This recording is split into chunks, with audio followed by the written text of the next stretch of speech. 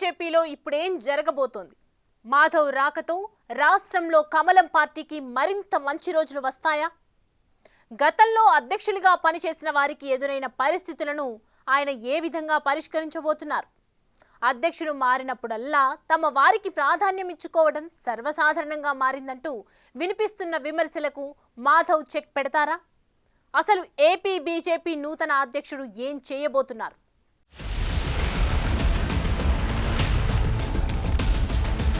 ఆంధ్రప్రదేశ్ బీజేపీలో మాధవ్ శకం ప్రారంభమైంది. రాష్ట్ర బీజేపీ నూతన అధ్యక్షుడిగా పూర్తి స్థాయిలో బాధ్యతలు చేపట్టారు పీవీఎన్ మాధవ్.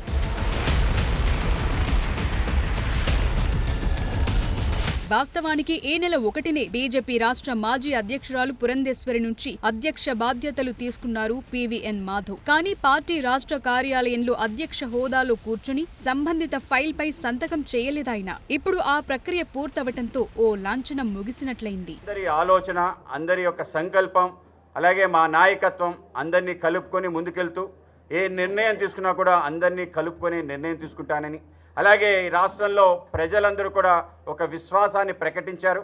ఏదైతే కూటమి తెలుగుదేశం, జనసేన, భారతీయ జనతా పార్టీ కలిసి ఏదైతే ఈ రాష్ట్రంలో ఒక అరాచక పరిపాలన నడుస్తుందో దానికి చరమగీతం పాడుతూ 94% మంది శాసన సభ్యుల్ని ఎన్నుకొని ప్రజల యొక్క విశ్వాసాన్ని వాళ్ళు చూరగొనడం జరిగింది.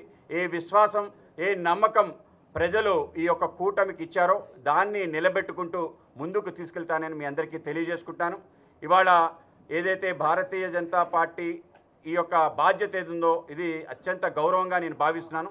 తప్పనిసరిగా దాని గౌరవాన్ని మరింత రెట్టింపు చేయడానికి ప్రయత్నం చేస్తాను. దేశంలోనే ఒక ప్రఖ్యాతగాంచిన రాష్ట్రంగా నెంబర్ 1 రాష్ట్రంగా తీర్చిదిద్దే విధంగా కూటమి సంబంధించిన నాయకత్వంతో కలిసి ముందుకి నడుస్తానని చెప్పి మీకు తెలియజేస్తున్నాను. ఏబీవీపీలో విద్యార్థి నాయకుడిగా పొలిటికల్ ప్రయాణాన్ని ప్రారంభించిన పీవీఎన్ మాధవ్ పార్టీలో పలు పదవులు నిర్వహించారు. గతంలో ఎమ్మెల్సీగాను బాధ్యతలు చేపట్టారు. ఓ రకంగా చెప్పాలంటే పార్టీలో కింది స్థాయి నుంచి వచ్చిన నేతగా, సుదీర్ఘ కాలం పాటు కమలంతో అనుబంధమున్న కుటుంబం నుంచి వచ్చిన లీడర్గా పేరుంది మాధవ్కు.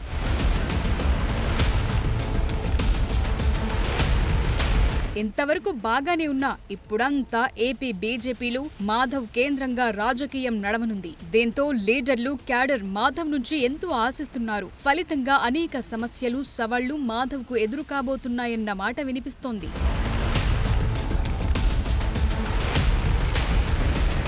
ఏపీ బీజేపీకి ఇటీవలి కాలంలో 3 అధ్యక్షులు మారారు. వారే కన్నా లక్ష్మీనారాయణ, సోము వీర్రాజు, పురంధేశ్వరి. ఇలాంటి వేళ సహజంగానే వారితో మాధవ్కు పోలిక పెడుతున్నారు పార్టీ నేతలు. వారి హయాంలో తీసుకున్న నిర్ణయాలు, పార్టీ వ్యవహార శైలి, పదవుల పంపకం వంటి వాటిపై ఇప్పటికే చర్చ మొదలుపెట్టారు.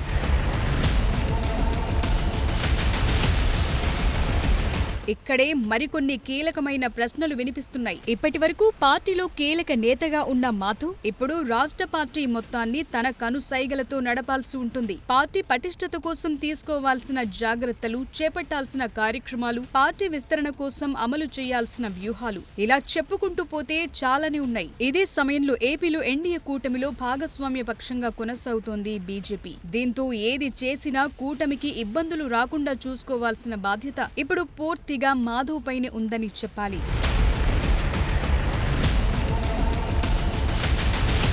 ఇదే సమయంలో గత అధ్యక్షులతో పోలిస్తే మాధవ్ ఎంత డేరింగ్ గా, డాషింగ్ గా నిర్ణయాలు తీసుకుంటారోనన్న ఆసక్తి నెలకొంది. ఇదే సమయంలో పార్టీకి అధ్యక్షులు మారినప్పుడల్లా కొత్త కమిటీలు ఏర్పాటు చేయటం సర్వసాధారణంగా కనిపిస్తుంది. అయితే ఇలా లీడర్ చేంజ్ అయినప్పుడు ఆయన వెనుక ఉండే క్యాడర్ కే ఎక్కువ స్థానాలు దక్కుతుంటాయి. ఈ పరిణామమే అప్పటి వరకు పదవుల్లో ఉన్న వారిలో అసంతృప్తిని రాజేస్తుంటుంది.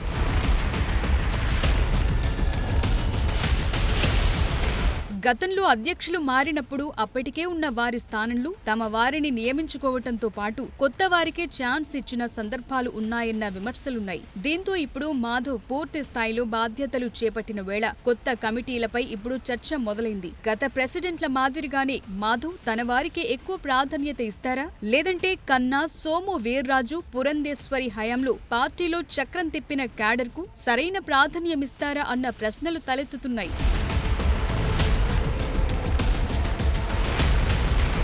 పివిఎన్ మాధవ్ కు బాధ్యతలు అప్పగించే వేళ కీలక కామెంట్లు చేశారు పురంధేశ్వరి. పార్టీలో చాలా మంది తనతో విభేదించేవారని, ఆమె గతంలో కామెంట్లు చేయటం ఏపీ బీజేపీలో ఉన్న పరిస్థితికి అద్దం పడుతోందన్న మాట గట్టిగానే వినిపిస్తోంది. మరి ఇదే పరిస్థితి మాధవ్ కు ఎదురు కాబోతోందా అన్న ప్రశ్నలు అప్పుడే వినిపిస్తున్నాయి.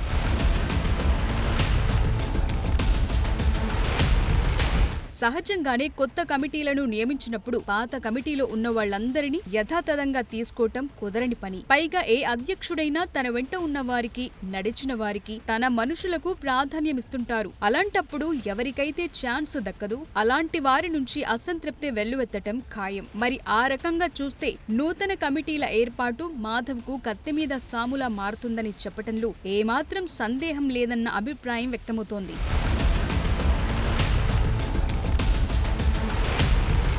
ఇప్పటికే పురంధేశ్వరి హయాంలో పలువురు నేతలు తమకు ఎలాంటి ప్రాధాన్యం దక్కలేదని అసంతృప్తితో ఉన్నారు. పార్టీలో ఆమెకు ఉన్న పలుకుబడి, కేంద్ర పెద్దలతో ఉన్న పరిచయాలు అన్నింటినీ దృష్టిలో పెట్టుకుని సైలెంట్ గా ఉండిపోయారు. ఇలాంటి వాళ్లంతా ఇప్పుడు మాధవ్ అధ్యక్ష బాధ్యతలు చేపట్టడంతో లైమ్ లైట్ లోకొచ్చే ప్రయత్నం చేస్తున్నారు. ఇప్పటికీ తమకు ఉన్న పరిచయాలతో మాధవ్ దృష్టిలో పడి పదవి తెచ్చుకునే ప్రయత్నాలను గట్టిగానే చేస్తున్నారట.